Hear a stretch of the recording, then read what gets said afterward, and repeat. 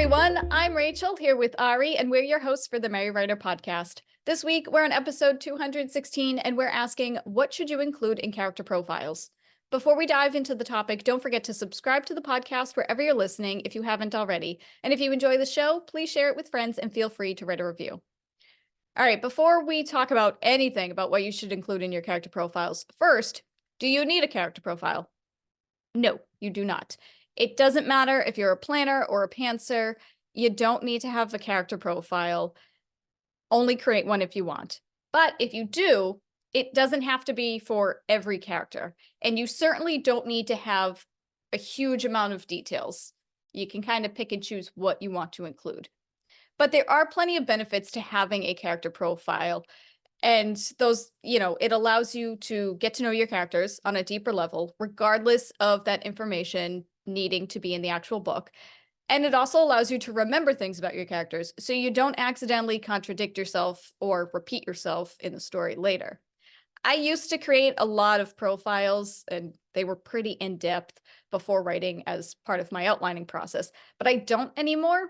Now I kind of list the basics about them and keep a bulleted list handy to write down anything notable about my characters that I don't want to forget or accidentally change as I write the story. So I kind of create these profiles as I write, and I don't add nearly as much information in them as I used to. It is funny how I think when you start writing, it's instinctive to write these huge character profiles. I mean, there's all this stuff everywhere, and like, oh, do this and do that. And I was the same. I had like pages and pages of character profiles for every character, not the main characters, not even for the main and secondary characters, right? Tertiary characters who've just been mentioned once. And I'm like you, I don't do that as much anymore, because who the frick has the time to do that? Seriously. I do make profiles for my main characters, and only for the ones in that specific book at the time. Like I am the Blessed that I'm writing is a trilogy, but some of the characters don't come up until book 2 and 3. I am not writing their profiles because they're not in it yet. I am not doing that much, that much extra work. I stick to the characters in the book.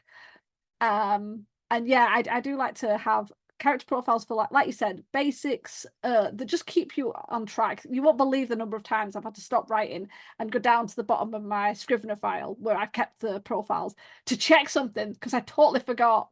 Is that person got, are they left-handed? Are they right-handed? Where did I put that scar? It's little things, and just having it down somewhere easy is helpful. But yeah, if you've got pages and pages and pages, it's so much more stuff to go through, isn't it? And it's all needless stuff too. I used to have packets per character. Like I would have like a thick packet created that's stapled, and it was so ridiculous and such a waste of paper. But I actually, on Scrivener, I have a list of characters in my novel, and the way I do it in order of appearance. And all the minor characters, the secondary characters that don't need a character profile, I make sure to leave a note next to them just to say like who exactly they are and why they're important to the story, and like what purpose they serve to the story, because otherwise if they don't really serve much of a purpose within the book, they probably don't need to exist. But then my main male protagonist and my main female protagonist, they have their own character profile. But again, it's all on Scrivener. I'm not printing anything out, no wasting paper or ink, and it's not pages and pages long. So those character profiles, I pretty much have the basics on there. What do I mean by the basics? Age, name, birthday, occupation, etc. Just like the basic things that you need to know about them. Kind of the basics are kind of like the obvious. And again, like their age, you may or may not need to know that within the novel. I mean, obviously for protagonists, depending on your target audience, they should have somewhat of an idea of their age. You don't really need to know their exact birthday, but when it comes to timeline stuff, I like to know my characters' birthdays and the years that they were born, and finagle all that. But my readers don't need to know it. It's just something for me. And also on their character profiles, you should include their physical appearance, their height, weight, if you want. eye color, hair color, body build, etc. Do they have any distinguishing marks, scar, birthmark? Do they keep good hygiene? Do they wear glasses? What style of clothing do they wear, etc., etc.? Yeah, I've got to admit, my profiles usually start like that. I almost never have birthdays in, but I do usually have some form of age in and everything. And when it comes to physical appearance, especially things like scars, this is just a point I want to make. It's a good idea to make a note, not just where the scar is, but how it came to be, especially if they got it in the book. Because if you're referring back to it, or like, you know, if they've got a scar because they were in a car accident, you kind of want to remember that. Or if somebody scarred them, it helps to know why they got scarred or how they got scarred. It just means if you're coming back up to it, you're not going to forget and think, oh yeah, I'm sure that was because they had they fell down the stairs. It's like, no, actually that was a car accident you forgot to mention. So I do like to keep things like that in. But yeah, no, the I think, yeah, as you said, the physical appearance, and the thing you mentioned about like you make the profile for the main characters and not for the secondary, or the smaller characters. What I have is a character list. Now everybody's on the character list, and that is literally as I'm writing. As soon as I write a character, I go down and put them on a list in alphabetical order because it's the only way I can manage, and that is their full name. And then as I'm writing, I might decide, oh, okay, they've got green eyes, or they're left-handed, or they walk with a limp. And if they're a secondary character, that is the only place they get that information. I don't create a profile. I just put that next to their name as a quick reference guide. Whereas the main character, they'll get it on that list as well as a quick reference guide, but it'll also go into their profile. So it is a bit annoying having two things, but honestly, I find it works really well for me because my quick list is right at the bottom of Scrivener, really quick to get into for like, oh, what was the last name of the gardener? Or, I'm sure I made him blind in one eye. Which eye was it? And it's just a quicker thing. So I do like having a profile and a character list. No, that does, because I do that too. I have a list of characters, but I order it from appearance instead of alphabetical. I did used to do alphabetical, but it was actually easier for me to find the characters based on when they show up in the book, kind of like movie credits. Um, and I do that too. I write in like little quips about them and why they're important to the book and things like that. Because it does, it helps a lot, and it just saves you time and also saves you a headache in the long run. And I do agree with you about mentioning where they got their scar and things like that. And that's actually something that would be good to put in the background portion of their profile. Like you can explain why they have that scar, how they got that scar, what events led up to them getting that scar, how they made that enemy if somebody else gave them that scar. If it was a car accident or something, then obviously that's a different story.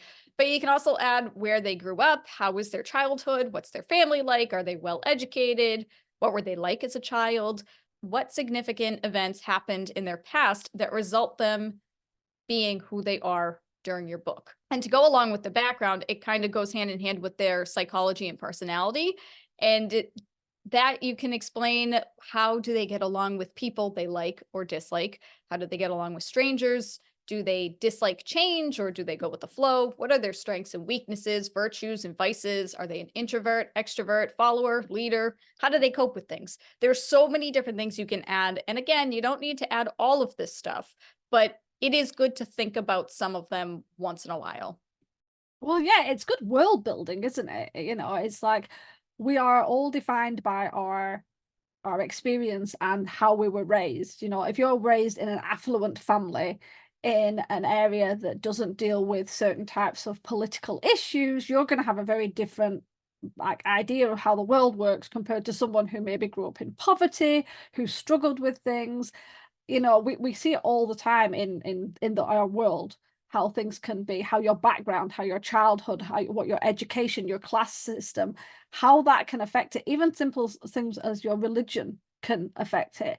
So having those, it just adds another flavor to world building, even if it's not something that's a big piece of the world. It's like, whether they are highly educated, it's like, is this world divided that way? Is it that big a deal? Or is it like maybe, oh wow, this is a character who would not normally have been highly educated. So you've got this whole extra layer going to them. If, you know, it's like, wow, they stand out because they are highly educated, and they wouldn't normally have been educated because of maybe they came from a different country, maybe they came from a different world, if it's sci-fi. So there's so many extra layers and storylines you can pull from having character profiles with these kind of questions. So yeah, I agree with definitely thinking about these questions and answering them as they pertain to your story and how useful they can be. Definitely. Well, yeah, it all like I mean, like you said, it all kind of adds up and kind of sets the tone for who they are as a character. And it's actually really funny that you mentioned religion because I didn't include that on this list, but we did have a separate podcast episode where we talked about whether or not you should include your character's religion in their character profile.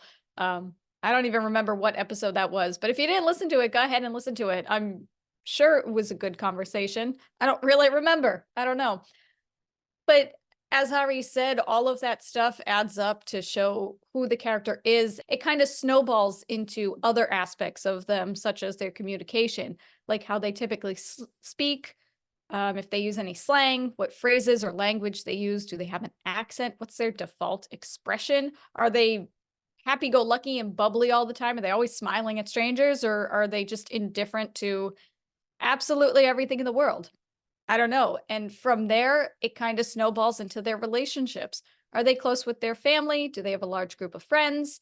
Is it easy for them to meet new people? Do they have a love interest, a best friend, a sidekick? And also just their livelihood in general. How did they get to be where they are now? Where do they live? Are they satisfied with their life, or do they long for adventure or a change? There's so much to think about, and I'll reiterate again, you don't need to write all of this stuff inside your novel. Your readers aren't gonna need to know all this stuff, but if you want to get to know your characters on a much deeper level, these are all things to think about, and everything that they do, everything that happens to them in their story, the decisions they make, they will make those decisions based on their past events. So it all snowballs, and I know I keep saying snowball, but that's the only vocabulary word I can think of at the time. But also, just for funsies, you can also include their goals and their motivations. I mean, that's pretty important for you to know. Otherwise, why would they be in the book and why would the plot matter to them? So having their goals and motivations is probably important. Um, but you can also include their hobbies, their general likes and dislikes, and also, especially for funsies, you can include interview style questions. Like you can talk to your character as if they're a real person and ask them like, what's your greatest fear? What do you consider your greatest accomplishment? Who's your hero? Where's your ideal vacation spot? And all of that fun stuff. And that kind of stuff is good for you to get to know your characters on a deeper level, but it's also fun extra stuff that you can share with your readers through your email list or your website or, anywhere, or have like a little bonus at the end of your novel or something. I like the way we always talk about extra things to do and to send to your email list. It's always important to, to give that extra content to get people really invested in your story.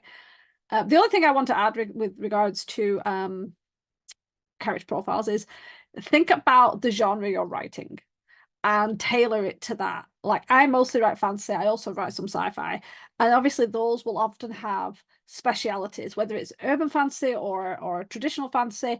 If you're talking about magical systems, that might need to go in there. If you're talking about shapeshifters and they have hierarchies, if you are talking about sci-fi and you've got maybe regions of the universe and the planet systems and how they interact, or different factions, they might need to go in. So if you're making a character profile, personally I recommend creating a basic template. That is your basic, what do they look like, how do they act, what is their name, keep the most basic things you'll have in any story, and then build in extra pieces that are useful to your specific story. So if you're writing sci-fi and you need to state that this type of starship pilot compared to that type of starship pilot, or they grew up on these weird, outer ring rigs, that means that they have weird gravity issues with their bones and have a different medical issue, that would go in, but it might not go in a regular one,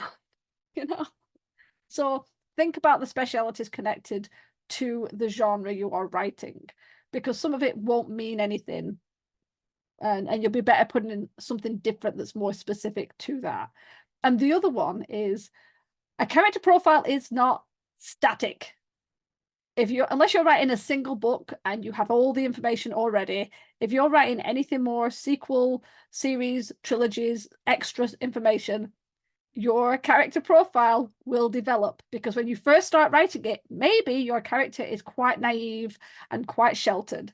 If by book 10 they're not, then that needs to go in there. It needs to show that by book 7 they've come out of their shell, and by book 10 they're leading the army. So if you're using a character profile for building up your character details for consistency and continuity, you want to keep updated with the developments they make. Like, I have a character who gets in a lot of scraps, so she gets scarred quite a lot, and she has shifting alliances. So whenever I'm updating her profile regarding the book I'm writing, whichever one I'm on, I will put in a note, like book 3 no longer allied with this because of this incident, and I will keep that updated because it might come back in book 5. I might have to reference that. So your characters will develop, the alliances will change, the situations, the events will change them. I mean, you might start off with a character who's like very extrovert, very gung-ho, and then they could hit a tragedy and they could end up being a shut-in, agoraphobic, terrified of everything. So which one do you put on the character profile? Both. And you state why, because it just gives you a nice, fuller set of information for going back to it, especially if you're writing stories and you're going back and forward and you're anything like me and Rachel, where you leave it for a while and then you come back and you've forgotten things. So yeah, just be aware of that too. That is actually a really good point. I didn't even think about the whole genre piece to it, because yeah, that's kind of like what I do with my character profiles for my mystery stories. I put an emphasis on their career development and their education, because you can't just wake up one morning and decide you want to be a detective. It's just, you need to have an education background. You need to get a degree in that and all that fun stuff. But also, I also agree that your character profile is going to change and develop over time alongside with your character. So you do need to keep it updated. It's not set in stone, and it's okay if things change, if you change your mind, or if your character decides that they don't agree with you and want something else. Totally okay. So overall, your character's profile can be as long or as short as needed. You can write down every nitty-gritty detail or have a bare bones bolded list. But just remember that it's not set in stone and that you should keep it updated as you write your stories and edit your drafts and so on and so forth. But alternatively, you really don't need to have one at all if that's not how you work. These are just ideas to get you started if you choose to create character profiles. And no matter how you write it or what details you include, you'll need to decide later on which details are important enough to include in your story for readers. So now we're going to turn it over to you guys. Do you typically write profiles for your characters? If so, what other information do you include? Let us know your answers in the comments so we can chat about it. And remember, we release a new episode every Wednesday. Next week, we're discussing what should you consider when being a beta reader. To ensure you don't miss that, don't forget to hit the subscribe button on your way out. As always, thanks for listening to the Merry Writer Podcast. We'll see you next week. This podcast is brought to you by Shiny Objects. We're easily distracted. The music titled Inspired is by Kevin MacLeod, licensed under Creative Commons.